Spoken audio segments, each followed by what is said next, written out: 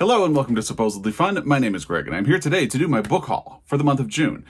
If you know me, you know I love a book haul. I get excited to do one at the end of every month. This one is particularly exciting because I got Teddy to settle himself and be comfortable on this chair. It only took a lot of effort and a comfy blanket and pillows, but he might fall asleep and you might hear some puppy snores as he is just adorable. June is an interesting book haul as well because I think there are something in the neighborhood of 14 books that we're going to talk about. I have them piled up right here. And I only paid for about half of them. Another one was sent to me, actually two of them were sent to me as gifts, but I think the first 4 of them were sent to me by publishers. And that has happened in the past, but I can't remember ever getting 4 books from a publisher in the past. Is this going to be a new thing for me? I don't know. If it is, hey, I'm not really going to complain about it, but I always want to be upfront. If I get something for free from a publisher, I really want you to know. And I can promise that when I read these books, because I will read these books, I will give you my honest opinion of them. It's just kind of a nice perk. I've been on BookTube for 6 years. So having a month where there are this many free books, and actually in some cases, like the first one, which by the way is Hombrecito by Santiago Jose Sanchez, this was actually one of my most anticipated books for the middle of 2024. I did a video about upcoming book releases that covered May, June, and July, I believe. I will have that linked down below. And this book was actually released the week that I am filming this, but it had not been released yet when I got an email from Riverhead asking me if I wanted a copy. And I said, yeah, of course I would love a copy. So they sent me this beautiful finished copy. I love the jacket design. You have this out of focus bird and then this in focus bird. And this is one of my most anticipated books in my mid-year book freakout. I talked about it as such, and I'm really looking forward to reading it. I think it might be my next book. I'm a mood reader, so I don't really want to plan what my next book will be, but once I finish what I'm currently reading, I'm hoping it's going to be Hombrecito by Santiago Jose Sanchez, published by Riverhead. And there was a lovely note from the Riverhead team inside. In my book hauls, I actually like to read what it says on the back of the book or on the inside flap of the dust jacket, just to make sure I get all my details in a row. And then I read a little bit from the opening of the book. So we will do that now. Here's what Hombrecito is about. An electric, breathtaking novel about a young queer immigrant living between cultures, between different ideas of himself. Santiago Jose Sanchez plunges us into the heart of one boy's life. His mother takes him and his brother from Colombia to America, leaving their absent father behind, but disappearing herself once they get to Miami.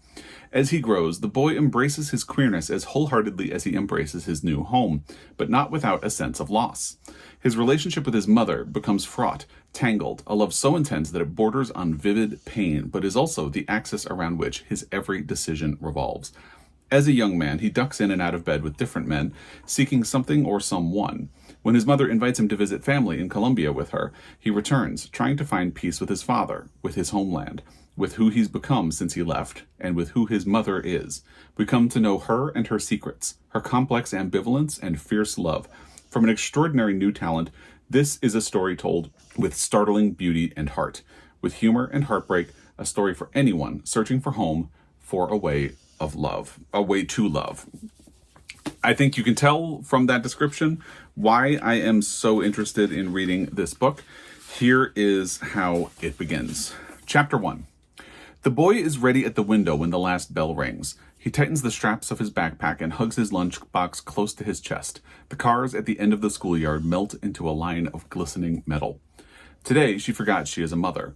Either she's first in line or not there at all. He's worked out the system to these two options. Tugging the lapels of his uniform, the boy squeezes his eyes shut until they sting.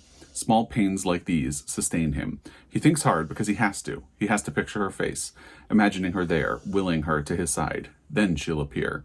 He starts with her eyes and nose, which are identical to his, before he reaches a deep, glowing blank, unable to remember the parts of her that aren't his. That is the opening of Hombrecito by Santiago Jose Sanchez. Thank you to Riverhead for this. I'm really looking forward to it. I'm very hopeful that this will be the next book that I read, and we'll see how that goes. Because again, mood reader, It's hard for me to pick or plan. It's hard for me to plan what my next book is going to be. This is an interesting one. So I had an email from FSG. The next 3 books are going to be from FSG. Basically kind of offering a couple of different books I indicated interest in. They sent the 3 books. So here's the first one. It's Small Rain by Garth Greenwell. This is not the finished cover of the book. I'll actually put the finished cover up here for just a second so you can see what it would actually look like. And this will not be released until September 3rd. So if you follow the link down below, and by the way, I should have mentioned that in the beginning, there are affiliate links to bookshop.org in the description box down below. If I have sparked your interest in any of these books and you want to use those, it will give me a little bit of a kickback from that. Otherwise, I would encourage you to use your local independent bookstore or use your local library. People always complain about book hauls because it supports a sort of capitalist endeavor or consumerism. And I mean, sure, but you don't actually have to purchase these books. You can always support your library. And I just like tools of discovery. And that's what I think of when it comes to book hauls. So hopefully you think the same as well. So you can use the affiliate links, which would help bookstores because it's bookshop.org and helps me, or support your independent bookstore, or support your library, or don't do any of these things. You don't have to do anything. But Small Rain, Garth Greenwell from FSG. This is going to be interesting because I actually have Garth Greenwell's previous 2 books, which are called Cleanness and What Belongs to You. I couldn't remember the name of What Belongs to You. And I have wanted to read them. I've been curious, but I've heard such mixed feedback about both of them that I've kind of held off. And at some point, I need to just try one of his books for myself. I feel like part of me wants to go back and try those, but maybe I'll just jump into Small Rain, because if I've heard mixed things about the previous 2 books, maybe this would end up being a better access point for me. So thank you to FSG for this. And again, it comes out September 3rd. So if you do use the link down below, it's a pre-order link. It has a blurb from Colm to Bean, so that's cool. But here is what this book is about. A poet's life is turned inside out by a sudden wrenching pain. The pain brings him to his knees and eventually to the ICU. Confined to bed, plunged into the dysfunctional American healthcare system, he struggles to understand what is happening to his body, as someone who has lived for many years in his mind. This is a searching, sweeping novel set at the furthest edges of human experience, where the forces that give life value, art, memory, poetry, music, care, are thrown into sharp relief.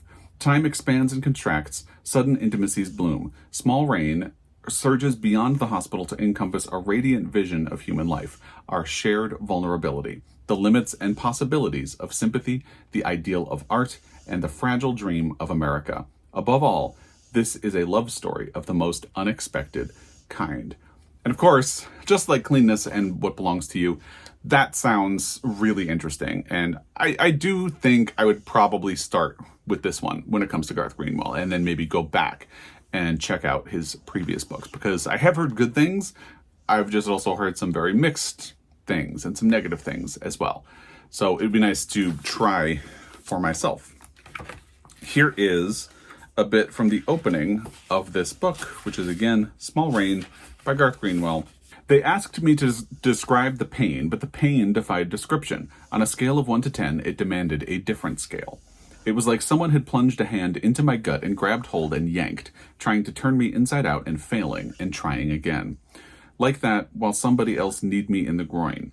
For 8 hours on Saturday, I said. On Saturday, someone interrupted. I was surrounded by people at this point, some busy with IVs or electrodes, but most, it seemed, just looking at me, asking me to answer questions I had already answered, wanting to hear everything afresh.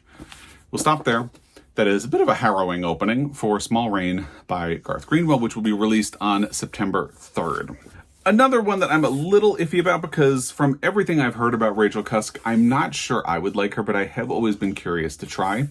And they actually sent me a finished copy of Parade. And I believe this has recently been released, so this would not be a pre-order, but it also has a kind of fun-looking cover. And it's a tiny little thing. You could dunk this in your coffee. Let's see how many pages this actually is. Yeah, it's 200 pages at most. It's 197, actually, so very short, novella-ish. If you're looking for a short novel or a novella, maybe consider Parade. And again, this is from FSG. This is one of the books that I got from them. So maybe I'll finally try a Rachel Cusk book. Here's what it is about. Midway through his life, the artist G begins to paint upside down. Eventually, he paints his wife upside down. He also makes her ugly. The paintings are a great success. In Paris, a woman is attacked by a stranger in the street. Her attacker flees, but not before turning around to contemplate her victim, like an artist stepping back from a canvas. At the age of 22, the painter G leaves home for a new life in another country, far from the disapproval of her parents. Her paintings attract the disapproval of the man she later marries. When a mother dies, her children confront her legacy, the stories she told, the roles she assigned to them, the ways she withheld her love. Her death is a kind of freedom. Parade is a novel that demolishes the conventions of storytelling. It surges past the limits of identity, character, and plot to tell the story of G, an artist whose life contains many lives. Rachel Cusk is a writer and visionary like no other, who turns language upside down to show us our world as it really is. Does sound interesting, and here is the opening of the book. Part 1 is The Stuntman. At a certain point in his career, the artist G, perhaps because he could find no other way to make sense of his time and place in history, began to paint upside down. At first sight, the paintings looked as though they had been hung the wrong way round by mistake, but then the signature emblazoned in the bottom right-hand corner clearly heralded the advent of a new reality. His wife believed that with this development he had inadvertently expressed something disturbing about the female condition, and wondered if it might have repercussions in terms of his success. But the critical response to the upside-down paintings was more enthusiastic than ever, and G was showered with a fresh round of the awards and honors that people seemed disposed to offer him almost no matter what he did. That is the opening of Parade by Rachel Cusk. And in addition to being short, I will say the font inside is on the large side, so it makes it easy to read. So definitely should be a quick book to read when I get around to it. And again, thank you to FSG for that. The final book that came from FSG, and the final book I got from a publisher, is a delightful title, Dear Dickhead, a novel by Virginie Despentes. There is a translator, and it doesn't have it on the cover. Let me find out who the translator is. Frank Wynne. It's translated from the French. This is a French novel taking the world by storm and ultra-contemporary dangerous liaisons about sex, feminism, and addiction. Oscar is a B-list novelist in his 40s. He used to be an alcoholic and a cokehead, but now he keeps himself busy by ranting on social media. When Rebecca, an actress whose looks he insulted, sends him an angry email, they strike up a combative correspondence at the very moment that Oscar is accused of sexual harassment by his former publicist. What ensues is a no-holds-barred conversation about life under the patriarchy, and above all about addiction, to drugs, to alcohol, to the internet, to rage. It talks a little bit more about the author. Let's just jump to the opening of the book, which is Oscar, Chronicles of Chaos. Bumped into Rebecca Latte in Paris, memories came flooding back of all the extraordinary characters she played. The dangerous, venomous, vulnerable, poignant, heroic women. How many times I fell in love with her. The countless photos pinned up in countless apartments over countless beds where I lay dreaming. A tragic metaphor for an era swiftly going straight to hell. This sublime woman who initiated so many teenage boys into the fascinations of feminine seduction at its peak. Now a wrinkled toad. Not just old, but fat, scruffy, with repulsive skin, with that foul-mouthed female persona. A complete turnoff. Someone told me she's become an inspiration for young feminists. The Fleabag sorority strikes again. Am I surprised? No. I curl up on the sofa in the recovery position and listen to Biggie's Hypnotize on repeat. And then it follows with Rebecca's response, which is, Dear Dickhead.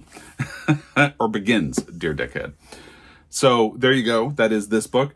It will be released on September 10th. I forgot to mention that when I first brought it up. So again, if you are interested in this book, that will be a pre-order link in the description box down below. Sounds fascinating. And the idea of contemporary dangerous liaisons, I feel like a lot of people are afraid of that territory because of Cruel Intentions. So this kind of ultra contemporary social media version of it could be an interesting way to go. Now, this was actually sent to me as a gift for my birthday. It's Nothing Ever Just Disappears. 7 Hidden Queer Histories by Diarmuid Hester. It was sent to me by a subscriber, Marsha Johansson. It seems like a perfect book for Pride Month, although Pride Month is pretty much over. But, you know, the good news is Pride reading can go on all year long. So if you need a nonfiction book or just something really interesting, this could be a really good one. I'm hoping to catch up to this in the second half of 2024. Here's what it is about. Nothing Ever Just Disappears brings to life the stories of 7 remarkable figures and illuminates the connections between where they lived, how they loved, and the art they created. It shows that a queer sense of place is central to the history of the 20th century and powerfully evokes how much is lost when queer spaces are forgotten. From the suffragettes in London and James Baldwin's home in Provence to Kevin Killian's San Francisco and Derek Jarman's cottage in Kent, Nothing Ever Just Disappears is a celebration of freedom, survival, and the hidden places of the imagination. Let's do a bit from the opening. There is a photo, a front view of Prospect Cottage, Dungeness, 1991 by Howard Suley. There it is for you. Here we are. Another photo. E.M. Forster in a window seat at King's College, Cambridge, 1955. Photo by Edward Lee. Chapter 1. Egress. E.M. Forster in Cambridge. In the distance, a row of ornate spires looms ominously in the pre-dawn dark. The sky appears bluish, almost lilac, through the clouds. The details of each spire are clearly discernible, the delicately wrought ribbing of stone tapering to a point and marked with a cross. It's hard to say if this is a church or a castle. Religious and defensive connotations are all intermingled. It's old, though. No doubt about that. And that is the beginning of Nothing Ever Just Disappears, 7 Hidden Queer Histories by Diarmuid Hesser, which I am looking forward to reading. And this is the final book that I did not pay for myself. It was another kind of a birthday present, kind of not. My sister, one of my sisters, lives in New York City and reads a fair amount, but because she lives in New York City and doesn't have a lot of space, she doesn't like to hold on to things. Like for her to add a book to her permanent library, she has to really love it. So usually what happens is when she finishes a book, she looks for a place to send it. Or she will donate it if she has a good cause to donate it to. So she recently read Chain Gang All-Stars by Nana Kwame Adjei-Brenyah. This is a signed edition of the book, actually. And when she finished, she asked me if I had read it.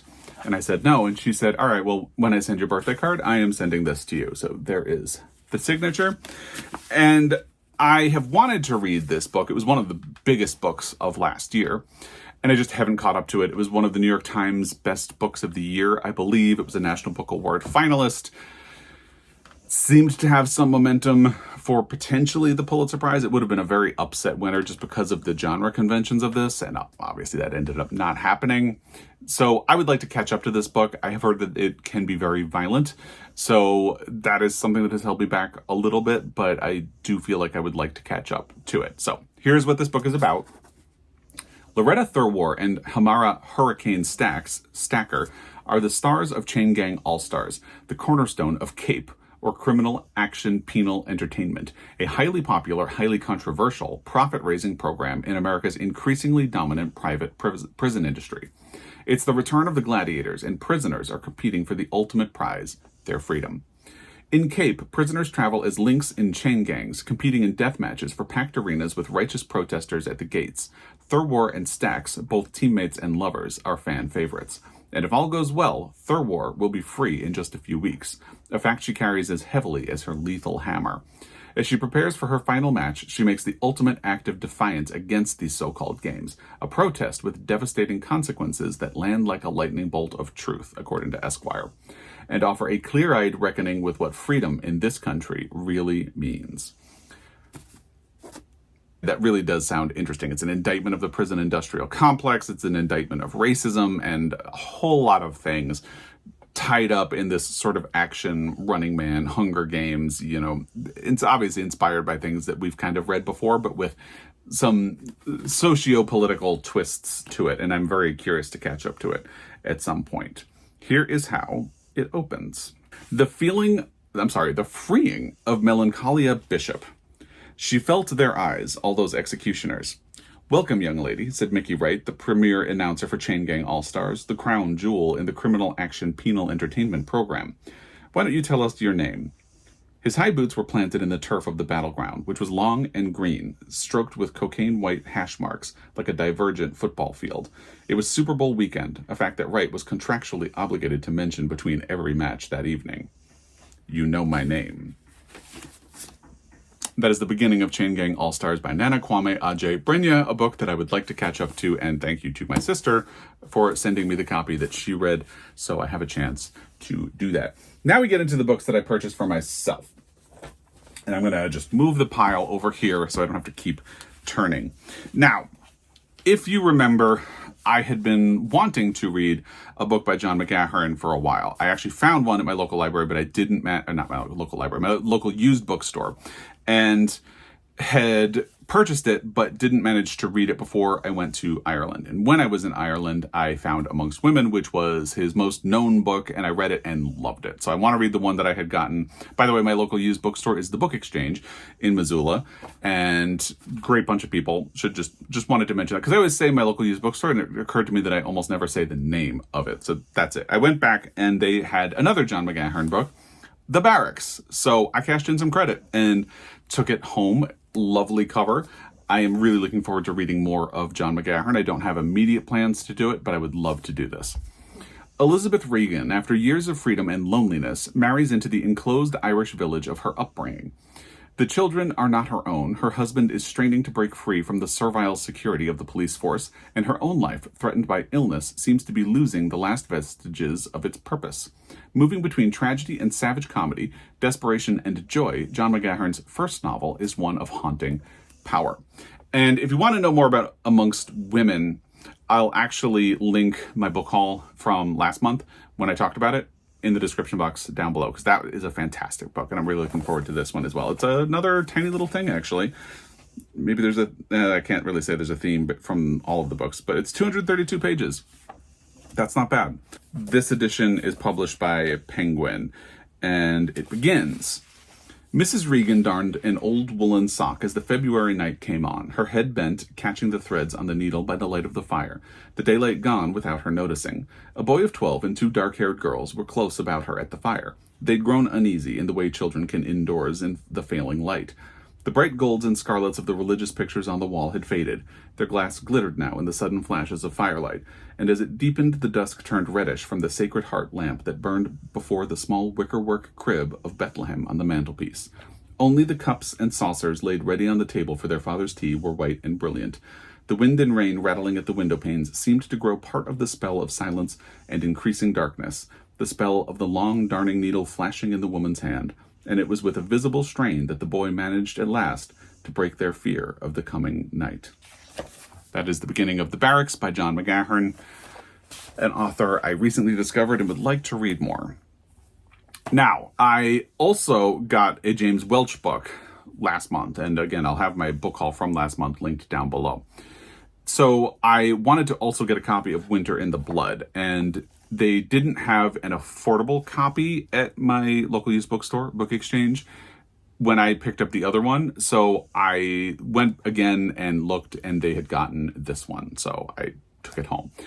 James Welch is an author I have not read. He is a Montana author and an Indigenous author, and someone I have wanted to catch up to. And because I'm hoping to read N. Scott Momoday's Housemaid of Dawn this summer for my Pulitzer Prize project, I thought it would be interesting to tie James Welch in with that, because they were sort of contemporaries. James Welch was writing later. I think this book is actually published in the 80s, and Housemaid of Dawn won the Pulitzer in 68 or 69. This book is actually copyright 1974. I think the other one was published in the 80s, but anyway, it doesn't matter. So I think it would be interesting to sort of include James Welch in that conversation, and I don't know which one of the James Welch books I would try to prioritize. We'll see. Again, we have a tiny little thing, and this edition is published by Penguin. The narrator of this beautiful, sometimes bizarre tale is a sensitive, self-destructive young man living on the Blackfeet Reservation in Montana. He is haunted by memories of an older brother dead at the age of 14, mangled on a highway during a cattle drive, of his father who made white men laugh at the local bar, found frozen to death in a snowdrift, and of his once proud heritage. He sleepwalks through his chores, is bloodied in honky-tonk brawls, consoles himself with women. The visions he sees and the echoes he hears are swallowed up in Montana's vast emptiness, yet he struggles against that emptiness, searching for love, loyalty, and a purpose that will bind him to the lands of his ancestors. And that is the description of Winter in the Blood by James Welch. Here is how it opens. Part 1.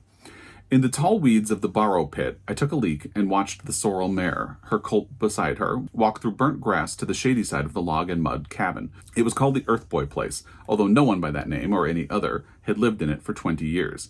The roof had fallen in, and the mud between the logs had fallen out in chunks, leaving a bare gray skeleton, home only to mice and insects.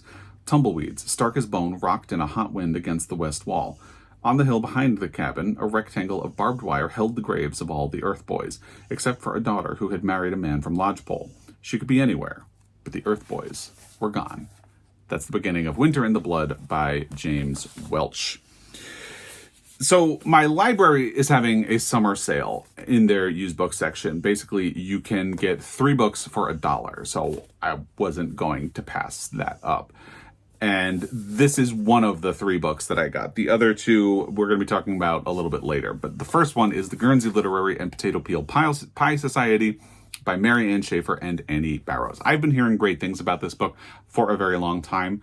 A lot of those recommendations to read it resurfaced after I read 84 Charing Cross Road. It's another tiny little thing. It is roughly 269 pages, but it feels tiny. That's interesting. Here is what this is about. January 1946, writer Juliet Ashton receives a letter from a stranger, a founding member of the Guernsey Literary and Potato Peel Pie Society, and so begins a remarkable tale of the island of Guernsey during the German occupation, and of a society as extraordinary as its name. And I believe this is based on a true story. I don't know to what extent. I think this was adapted into a movie on Netflix. I could also be wrong about that. But it would be nice to finally get around to reading this book, since I've been hearing about it so much since it was published. It's copyright 2008, and I haven't read it yet. It opens with a map. I love a book that opens with a map. Just to let you know where the Guernsey Channel Islands are. And the part 1 opens with a letter, of course, dated 8th January 1946, addressed to Mr. Sidney Stark, publisher. We'll skip over the address. Dear Sidney, Susan Scott is a wonder. We sold over 40 copies of the book, which was very pleasant, but much more thrilling from my standpoint was the food. Susan managed to procure ration coupons for icing sugar and real eggs for the meringue. If all her literary luncheons are going to achieve these heights, I won't mind touring about the country. Do you suppose that a lavish bonus could spur her on to butter? Let's try it. You may deduct the money from my royalties. Now for the grim news. You asked me how work on my new book is progressing. Sydney, it isn't. That's the beginning of The Guernsey Literary and Potato Peel Pie Society by Mary Ann Schaefer and Annie Barrows, a book I've heard good things about pretty well since it was published. Now, this is not one of the books I got from the library. This is something I got from Book Exchange, and here is where we pivot into books that are by people who are part of the Pulitzer family of authors. Jean Stafford won a Pulitzer Prize in the 1960s for a collection of her short stories. That is something that happened a couple of times. It happened with Jean Stafford, it happened with Catherine Ann Porter, and it happened with John Cheever. Previously published stories were brought into one volume, and then they won a Pulitzer Prize. And I believe The Mountain Lion was on that list of great American novels from The Atlantic recently. I'll link that video down below. And then I happened to see it in Book Exchange, so I really couldn't say no, because I didn't know much about Jean Stafford other than the fact that she had won a Pulitzer Prize for fiction, and this is apparently a great book, so I wasn't going to pass up an opportunity to take it home. Here, on a Colorado ranch, 2 children from suburban California, Molly and Ralph, come face to face with an alien world of open spaces, rearing horses, and high, silent glaciers, while Molly's obsessive love drives them relentlessly toward tragedy in the high Sierras, the haunt of the mountain lion. Here is how this book opens. This edition is published by the Hogarth Press. Author's note, and here we go. Chapter 1. Ralph was 10 and Molly was 8 when they had scarlet fever. It left them with some sort of glandular disorder, which was not malignant, but which kept them half poisoned most of the time and caused them, frequently, to have such bad nosebleeds that they had to be sent home from school. It nearly always happened that their nosebleeds came at the same time. Ralph, bleeding profusely, would stumble into the corridor to find Molly coming out of the 3rd grade room, a handkerchief held in a sodden bunch at her nose. Their mother could not bear the sight of blood, and her distress on seeing them straggle up the driveway never lessened, even when these midday homecomings had become a habit. Each time she implored them to telephone her so she could send Miguel, the foreman, in the car, but they never did, for they liked the walk home, feeling all the way a pleasant superiority to their sisters, Leah and Rachel, who were still cooped up in school with nothing at all to do but chew paraffin on the sly. That is the opening of The Mountain Lion by Jean Stafford. Next is Richard Ford's The Sports Writer. He won a Pulitzer for the book Independence Day, which is actually a sequel to The Sports Writer. And I had been thinking that I wouldn't get myself a copy of The Sports Writer. I would probably listen to it on audio as a sort of prelude to reading Independence Day, but Book Exchange had this for $2. So I decided, why not? I'll just grab it. It's part of the Pulitzer family, and it is almost directly connected to a Pulitzer winner because that was a sequel to this book. Richard Ford is still writing. I believe his last book is at least rumored to be his last, because at his age, people don't really know if he'll write another one. Most of his books follow Frank Bascombe, and this is actually the introduction to Frank Bascombe. And it actually does not have a description of the book on the back, so I'm going to pull something up on my laptop so I can tell you. I believe Frank Bascombe is a sports writer, hence, the title of the book, but I don't want to get anything wrong, so we're just going to do this very quickly. Here it is. As a sports writer, Frank Bascombe makes his living studying people, men mostly, who live entirely within themselves. This is a condition that Frank himself aspires to, but at 38 he suffers from incurable dreaminess, occasional pounding of the heart, and the not-too-distant loss of a career, a son, and a marriage. In the course of the Easter week in which Ford's moving novel transpires, Bascombe will end up losing the remnants of his familiar life, though with his spirits soaring. And this is often kind of lumped in with John Updike, because it is sort of that, state of the country or state of the way American life is going for, white men at the time.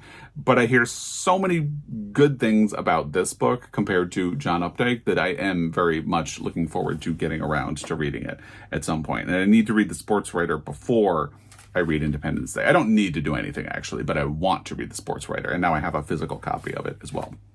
Here's how it begins. My name is Frank Bascombe. I am a sports writer. For the past 14 years, I have lived here at 19 Hoving Road, Haddam, New Jersey, in a large Tudor house bought when a book of short stories I wrote sold to a movie producer for a lot of money, and seemed to set my wife and me and our 3 children, 2 of whom were not even born yet, up for a good life. Just exactly what that good life was, the one I expected, I cannot tell you now exactly, though I wouldn't say it has not come to pass, only that much has come in between. I am no longer married to X, for instance. The child we had when everything was starting has died, though there are 2 others, as I mentioned, who are alive and wonderful children. Let's stop there. That's a very interesting introduction to The Sports Writer by Richard Ford. This edition is published by Vintage Contemporaries. Now we get to the other 2 books that I got from the library sale, where if you got 3 books, you could get them for $1. So, Olive Again by Elizabeth Strout. This is a sequel to Olive Kitteridge, obviously, which is the book that Elizabeth Strout won a Pulitzer Prize for. It's a first edition hardcover, so I probably would have gotten it even without that sale. I need to reread Olive Kitteridge, and then I definitely want to catch up on Elizabeth Strout and her writing, because I just hear really great things. And I have only read Olive Kitteridge and the Burgess Boys, which I really thought was just okay, but I would be curious to read more. Anyway, Elizabeth Strout brilliantly lays bare the inner lives of ordinary people, none more eloquently than the protagonist of her universally acclaimed Olive Kitteridge. Funny, wicked, and remorseful Mrs. Kitteridge is a compelling life force, a red-blooded original, declared the San Francisco Chronicle. When she's not on stage, we look forward to her return. And now Olive has indeed returned, as indomitable as ever, navigating her next decade and the changes, sometimes welcome, sometimes not, in her own life. Here is Olive, strangely confident in her second marriage, in an evolving relationship with her son and his family, and crossing paths with a cast of memorable characters in the seaside town of Crosby, Maine. Whether a teenager coming to terms with the loss of her father, a young woman about to give birth at a hilariously inopportune moment, a nurse who confesses a secret high school crush, or a lawyer who struggles with an inheritance she does not want to accept, the irascible Olive will improbably touches the lives of everyone around her. And Olive Kitteridge is linked stories, and I believe that this is pretty much the same thing. Sure enough, there are different chapters or stories. The first one is called Arrested, and it begins: in the early afternoon on a Saturday in June, Jack Kennison put on his sunglasses, got into his sports car with the top down, strapped the seatbelt over his shoulder and across his large stomach, and drove to Portland, almost an hour away, to buy a gallon of whiskey rather than bump into Olive Kitteridge at the grocery store here in Crosby, Maine. Or even that other woman he had seen twice in the store as he stood holding his whiskey while she talked about the weather. The weather. That woman, he could not remember her name, was a widow as well. And that is the opening of Olive Again by Elizabeth Strout, an author I really need to catch up to. Speaking of authors I need to catch up to, Ann Tyler. A Spool of Blue Thread. And I believe this is actually a first edition as well. So, even better since I don't know what 3 or 1 divided by 3 is. I'm not a math person, but I got this for less than $1. And yes, it is a first edition. So I had previously only read Breathing Lessons by Ann Tyler and just thought it was okay. But I was like 20 years old and I want to reread it now. So I read Dinner at the Homesick Restaurant at the end of last year and loved it. Loved it, loved it, loved it. Now I'm all in on wanting to read more of Ann Tyler's work. A Spool of Blue Thread is one of her more recent books, and here's what it is about. It was a beautiful, breezy, yellow and green afternoon. This is how Abby Whitshank always begins the story of how she fell in love with Red that day in July 1959. The Whitshanks are one of those families that radiate togetherness, an indefinable, enviable kind of specialness. But they are also like all families, in that the stories they tell themselves reveal only part of the picture. Abby and Red and their 4 grown children have accumulated not only tender moments, laughter, and celebrations, but also jealousies, disappointments, and carefully guarded secrets. From Red's father and mother, newly arrived in Baltimore in the 1920s, to Abby and Red's grandchildren carrying the family legacy boisterously into the 21st century, here are 4 generations of Whitshanks, their lives unfolding in and around the sprawling, lovingly worn Baltimore house that has always been their anchor. Spool of Blue Thread. This is published by Knopf. I don't remember if I did this one. Random House published Olive again. Let's do the beginning of A Spool of Blue Thread by Ann Tyler. Part 1, Can't Leave Till the Dog Dies. I don't know that I like that. Chapter 1. Late one July evening in 1994, Red and Abby Whitshank had a phone call from their son, Denny. They were getting ready for bed at the time. Abby was standing at the bureau in her slip, drawing hairpins one by one from her scattery, sand-colored topknot. Red, a dark, gaunt man in striped pajama bottoms and a white t-shirt, had just sat down on the edge of the bed to take his socks off, so when the phone rang on the nightstand beside him, he was the one who answered. Whitshank residence, he said. And let's stop there. That is the beginning of A Spool of Blue Thread by Ann Tyler. And those are the books that I brought into my library in the month of June. I'd love to hear your thoughts about any of these. I'm willing to bet a lot of you have probably read Chain Gang All-Stars and probably read some Ann Tyler. So let me know if you have thoughts about any of these authors or books that I have brought into my library. If you have recommendations for where I should start, let me know all of that in the comment section down below. From me and Teddy, I wanted to let you know I appreciate your time, and I will be back. Until next time, happy reading.